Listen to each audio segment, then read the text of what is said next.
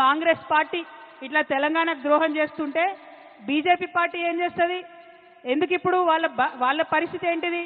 చంద్రబాబు నాయుడు మీద ఆధారపడే కేంద్రంలో వాళ్ళు అధికారంలో ఉన్నారు.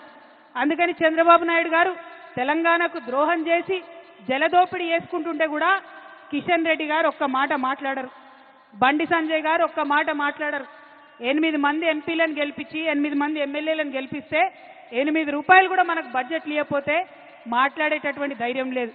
బీజేపీ పార్టీలో ఒకడు తెలంగాణ బిడ్డ ఈటెల రాజేంద్రన్ ఉన్నాడు, మరి ఆయనన్నా మాట్లాడతాడేమో అని నేను అనుకున్నా.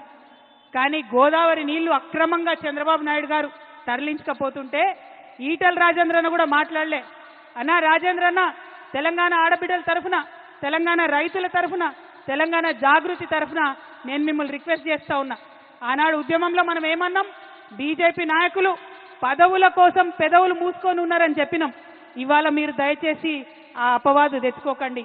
మీరు పార్లమెంటు మెంబర్గా ఉన్నారు, మీరు ప్రధానమంత్రి గారి దగ్గరికి వెళ్ళండి, ఖచ్చితంగా బనకచెర్ల ప్రాజెక్టుని ఆపండి. గోదావరి పెన్న లింకేజ్ మీరు తుపాకుల గూడెం దగ్గర నుంచి తెలంగాణ నుండే పెట్టాలనేటటువంటి డిమాండ్ ఈటెల రాజేందర్ గారు ప్రత్యేకంగా బాధ్యత తీసుకోవాలని తెలంగాణ జాగృతి తరఫున నేను డిమాండ్ చేస్తా ఉన్నా. అదేవిధంగా ఇవాళ కాళేశ్వరం ప్రాజెక్టుకి 1,15,000 కోట్ల అనుమతులు ఉన్నాయి. సిడబ్ల్యూసీ నుంచి అన్ని రకాల అనుమతులు ఉన్నాయి, పర్యావరణ అనుమతులు ఉన్నాయి. ఖచ్చితంగా కాళేశ్వరానికి నేషనల్ ప్రాజెక్ట్ స్టేటస్ తీసుకొచ్చేటటువంటి బాధ్యత కూడా ఈటెల రాజేంద్రన్న తీసుకోవాలని చెప్పి నేను ఈ సందర్భంగా డిమాండ్ చేస్తా ఉన్నా.